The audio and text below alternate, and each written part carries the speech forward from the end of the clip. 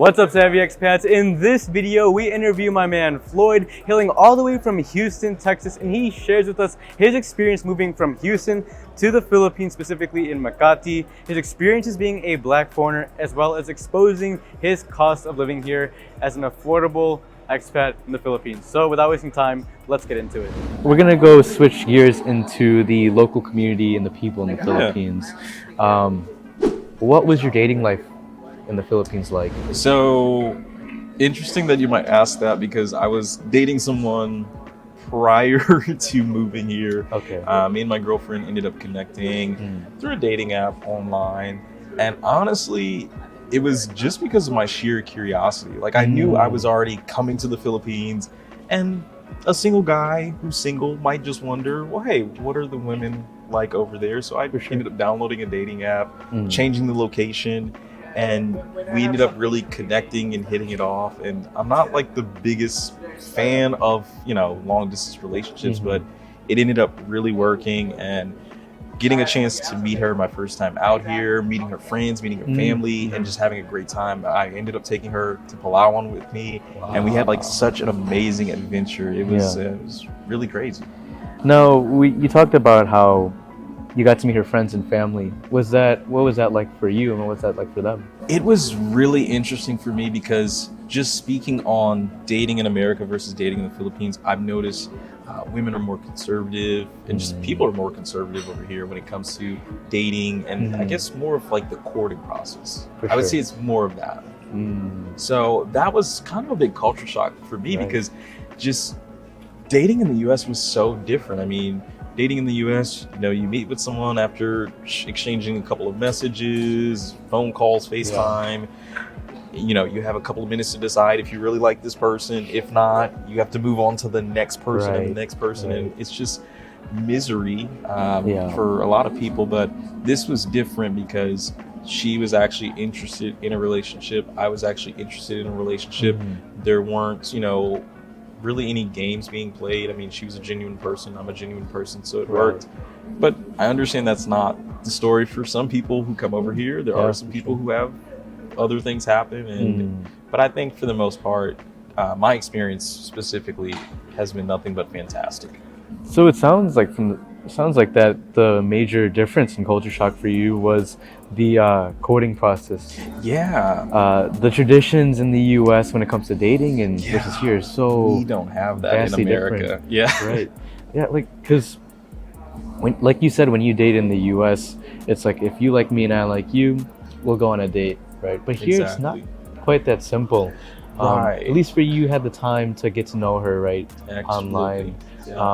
But then you'd still have to go to her parents. And that's where the courting process really comes in. And like I said, it was interesting for me, because it's something I hadn't experienced in the States. And so it was refreshing and mind-blowing, because it kind of just showed me that relationships can be different. I mean, I think in the West right now, relationships are getting a bad rap. Everyone's miserable, men, women, everyone, young people, older people, everyone. Divorce rates are skyrocketing. It just seems like the West has this hatred of relationships. And, I come over here and I don't experience that. Like, all of the stuff that people talk about is going on in the States. Me and my girlfriend don't have those issues. And I know it's a lot of people who are, dating women in the Philippines. They don't have those issues, because the culture itself is very, very different. And I think that plays a big impact into the dating culture itself. Is just overall culture is different. People are really conservative.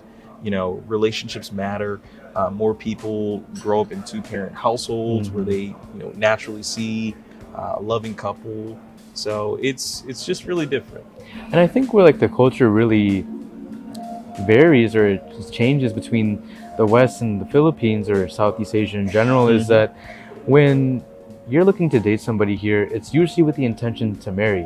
Exactly. That's what courting is. Exactly. So that's the major difference here. Whereas in the US, It's sometimes just a fling. Yeah, And it's then, more like yeah. hookup culture. If Hookup you will. culture. Yeah, and then that's why you don't see it last as long. Exactly. And it really put a smile on my face where you said like you don't deal with those problems that a lot Yeah. of couples have to in the West. It's because you're going about it in a more Exactly. conservative way.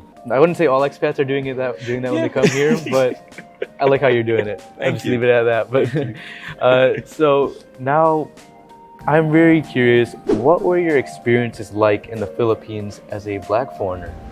That is a really great question because when I first started doing research, like most of my research was Black Filipinos.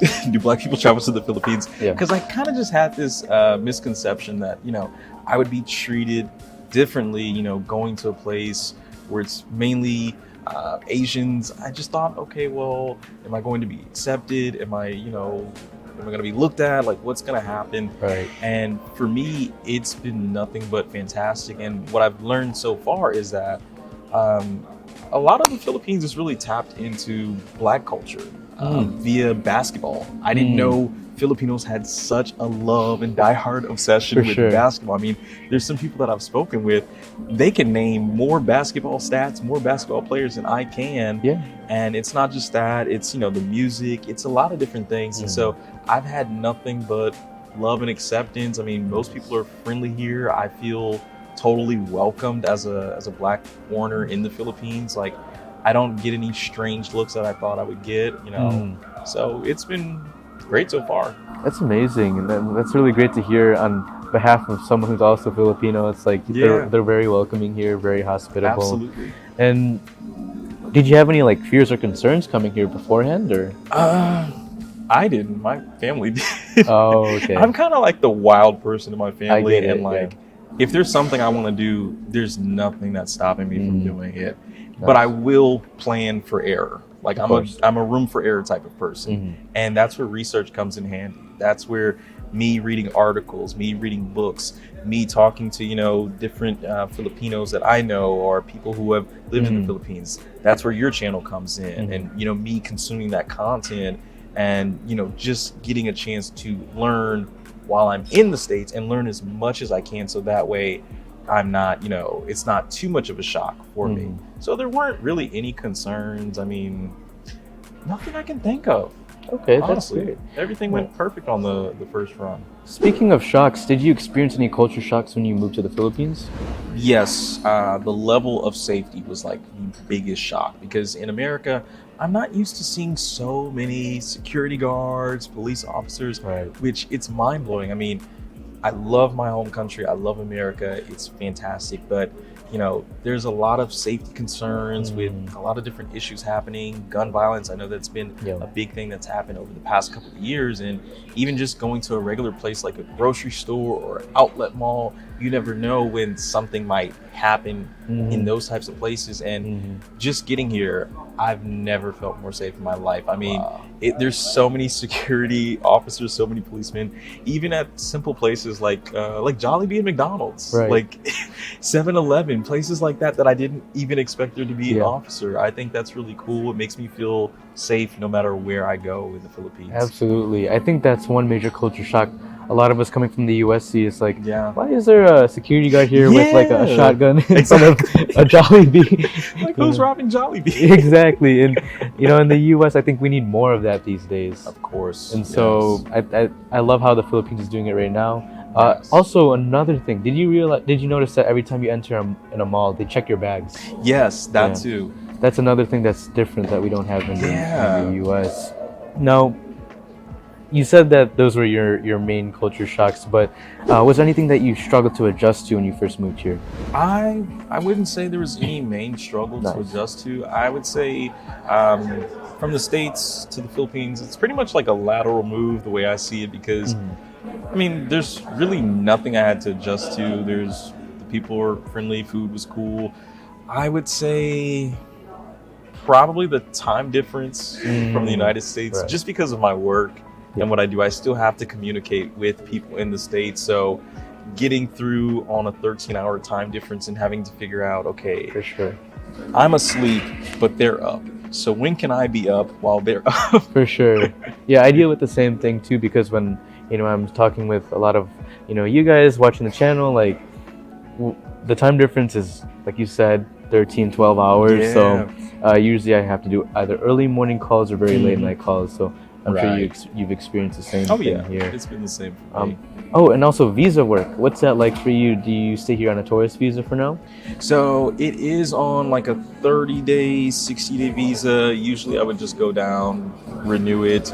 But I'm just praying that I can get a more longer term visa because me and my girlfriend are planning to get married at some point in time. Awesome. And so I'll be getting, I think it's like the Marriage. fiance visa or Yeah. marriage visa, so I can become a resident. Yeah, the 13-day visa here, I believe, allows you to stay permanently. Yeah. So once that's all settled and you guys get married, sealed or not, then you're not as sealed when you're living in the Philippines. You won't have to Right. extend and then leave the Yeah. country. So that'll be a big hassle taken care of. Definitely. Now going back to like the culture in the Philippines, have you noticed that it's like a little bit more a lot more family oriented here? Definitely. Mm. Definitely. It's almost insane. I'm not really used to that in America because I think more so right now in America, the family unit has been broken down to almost nothing. I mean, divorce rates are sky high. There's so many people that I'm friends with that I find out, hey, their parents are divorced. I mean, even for my parents, they were married 25 years, ended up getting a divorce, and it didn't really break up our family, but I just noticed that I stopped really seeing a lot of that. And just being out here, I just noticed things are more family oriented. Family comes first, which it's a very important value. Like, I think the thing that people don't understand is like so many of the Western values already exist in the Philippines because of how conservative it is out here. And I think that's why I feel so comfortable when it comes to stuff like that. For sure, and I think that's also why it'd be a great place to raise a family in the Philippines, because where those values have kind of deteriorated in the West, it still stands strong here. Exactly. You want to be close to your family. You want to make sure that family comes first. And actually, one culture shock for me was that I would see some of my friends who were 20s and up, maybe even slightly going to the 30s, that they still live with their parents. Yeah. And because the culture here is they don't move out until they're married, and I was like kind of shocked by that. Yeah. Right. But it's just interesting for me to see that you stay so close to your family, whereas in the U.S., as soon as you're 18, you get leave the house. I mean, as soon as you're 18, your parents are kicking you out. Like, all right, I've done my job. Enough with you. Yeah, absolutely. So for you, like, let's say like we're talking in the future and you're raising a family here, how do you think you would do that? Would you integrate any Western culture, or would you stick with like the Philippine traditional I would style say for the most part, I would probably integrate a little bit of Western culture, but not much. Yeah, not much. I think like what I like about the Western culture is that it's also very work driven too. Yeah. So I want to make sure like I keep those things. Yeah. Right. Because like here in the Philippines, it's very social, very, I guess, it's better for people that are retiring, especially. Right. Because I met a lot of retirees that they leave the U.S. because they're lonely. Yeah. They don't have much family with them, much people to socialize with, but they come here to the Philippines, and you talked about this as well. Everybody's so open to talking. Yeah. Right. You said you had Midwest clients from the Midwest, and they're, they don't want to talk much. They're to the point. Very direct. Yeah, very, very direct. Yeah. So how is your social life here compared to back in the US? So here, I find it very easy to make friends, and like for me, I'm not gonna say I'm not the most social person. I am to an extent, but I'm very introverted. I couldn't tell, honestly. I know. I think it's because of what I do for work. Like, I'm constantly talking to people, constantly having to connect with people. But at my core, I'm very introverted. But even just being here, I've connected with so many different people and made so many different friends. So many really great, cool, interesting people. And it's just all love. Like, I've never had an issue making friends. I remember when I was out here in April, I ended up running into a guy, and me and my girlfriend were at a hookah lounge, and I saw he had a really nice haircut, and at the time my hair was growing, and I was trying to figure out what barber shops I can go to out here, and I ended up approaching him, and now we're really cool. We ended up hanging out with him and his girlfriend, and Recently, when I got back into the Philippines earlier this week, we ran into them at the same hookah lounge. And it was just like, oh my gosh, you're back. And I'm like, yeah, dude, let's keep hanging out. Yeah. So, would you give any like advice or suggestions to anybody trying to find a community or a group of people to hang out here? I would say just be open to the idea of, meeting people that share your interests. Because even when I think about me meeting this person, we had mutual interests. Like I was at the hookah lounge, he was at the hookah lounge. So of course we probably both like hookah. Yeah. He had a nice haircut. I had a nice haircut that was growing at the time. So of course barbershops and just some other things. But I would say maybe getting rid of your, Western ideas. If you are a Westerner, getting rid of your Western ideas, because I think sometimes a lot of Westerners can be closed off to meeting new people. I know just specifically where I'm from, there's a lot of like cliques and circles, and sometimes it's not enough socializing and mixing and mingling, but I would definitely say be open to just meeting new people. For sure. And you really never know who you're going to come across here. Exactly. Because living in Makati, living in BGC, you come across people coming from all walks of life. Exactly. All different countries. But like I never imagined that I'd be close friends with somebody from Venezuela. Yeah. Or I'd be close friends with somebody that, who is half Japanese, half Filipino. Like these are something that I was never really accustomed to growing up in the US. I just had, my own circle of friends. But when you have an open mind, that's when you can find some of your die-hard friends, So that's great that you were able to find a community here. Is there any like general advice that you'd give to somebody as you do have experience living here? Somebody that's coming here for the first time? Gotcha. I would say research as much as you can. Watch YouTube, watch Savvy Expats, subscribe if you're not subscribed. Subscribe, guys. Comment as well and like the video. Exactly. And share the video. Yeah. But yeah, just do your research. And I would say be curious and then be obsessed. Because that's how it happened for me. I was curious about the food, which led to an obsession with the culture, with, the islands, with the different places I can visit, with the overall cities, with the metro areas, with the provinces. And I just kept having that obsession. I kept feeding that obsession.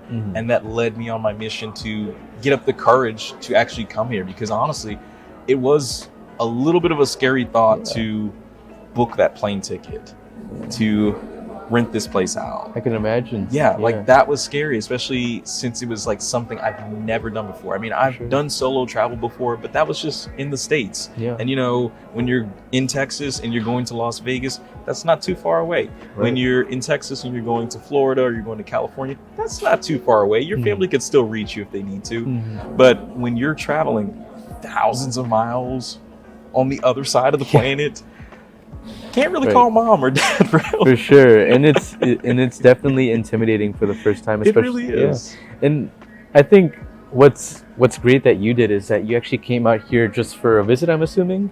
Yeah. So you weren't like, I'm not sure if you were like fully planning like, hey, I'm gonna fully move to the Philippines and drop everything in the US, but you actually got to experience the place first before making that full decision. So before my first visit, it was just like kind of, teetering on the ideal of potentially living here, but it wasn't until I actually came here and I got a chance to experience everything. I was just fully immersed into the Philippines, and it was just such a shock. Like, wow, this place is really amazing. And I remember, being back out here the first time, I thought to myself, what am I really missing in the US? Like, I have everything here.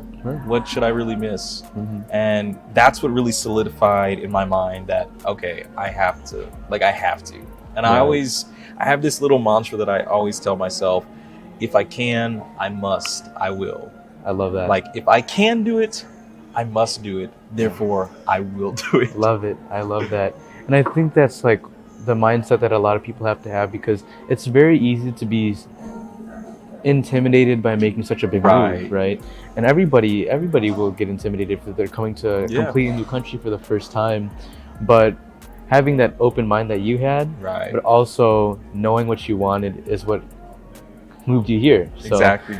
Is there any like major catalysts that you'd say, like you saw in the Philippines or you experienced that really clicked for you and said, all right, this is going to be my new home? I would say primarily overall the culture and just the fact that I was comfortable and content with knowing that there's nothing I'm really missing in the West. Like there's nothing. I mean, Right.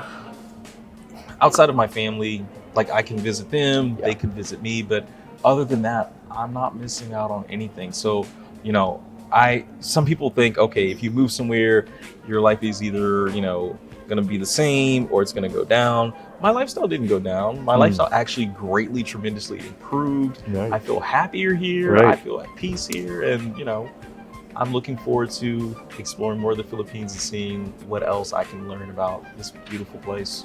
Love it. I could say the same thing with my life as well. I think what the Philippines helped me with is also having a little bit more of a balance in terms of work and Right. you know how I move on a daily basis. Because in the U.S. it's very easy for us to just be like work mode 24/7. Yeah. And I think that's where a lot of guys get burnt out, is that there's constant work, but then they miss out on that rest and socializing part that the Absolutely. Philippines really has here. Yeah. When it even just comes with being with the locals, you notice that they're completely present and they're not just like engaging in a tiny conversation, Right. a simple "how are you?" and then okay, you're talking too much, I gotta go. We're like, so that's how it was in the Midwest and Chicago. We only talk about what's related to work, what's related to our daily priorities. But if it's anything outside of that, you know, you're kind of messing with my schedule. Yeah. And I get it, you know, we're all working. But here in the Philippines, I just love how present everybody is and how social they can be. Absolutely. So that's a nice balance. All right, Floyd, any plans that you have here on out moving forward? So any plans? I would say for me, definitely solidify more of my Airbnb business out in the States, but also I have like a really big vision of having some Airbnbs out in the Philippines. Interesting. Maybe, you know, in some resort type areas, people, you know, areas, islands that people are traveling to, like Siargao, maybe even Boracay and, you know, Palawan, which are very popular. Sure. So that, and then of course, like me also posting my, you know, content about everything that I'm exploring and experiencing in the Philippines, especially being a millennial Black guy, someone who grew up in, you know, the South. I, you know, want to share my experiences and share a lot of that with not just friends and family, but just, you know, people on the internet, people watch me on the internet, because like I said, I just think there's so many things that people get wrong about the Philippines, and it's because they have like this closed off ideal of what the Philippines is, and they don't realize what is really like the Philippines. There's so much to do out here. There's so many amazing parts, and I just want to be able to share that experience with the whole world. For sure, I love that. And guys, please check out Floyd's channel, Pinoy Floyd, right? Yeah. So you're on YouTube, Instagram, and TikTok? Yep. Same name everywhere. Okay. Same name everywhere, Pinoy Floyd. And the reason I really advocate for your channel is just, even with the simple conversations that we've had so far, you have such a wholesome and pure perspective of the Philippines. I appreciate that. Yeah, it's just like, it's not just like, oh, I'm moving here specifically for whatever reason. Right. But you genuinely want to experience the culture, see new places, interact with the locals. And that's not something you always see with every expat moving here. Right. And I like that because those watching your content will get to see everything that there is to the Philippines from a great perspective. So guys, check out his channel, Pinoy Floyd. Floyd, it was a pleasure. Yeah. Thank you for having me on, Evan. And we'll be sure to have you on again. Thank So, you. Take care. Thank you.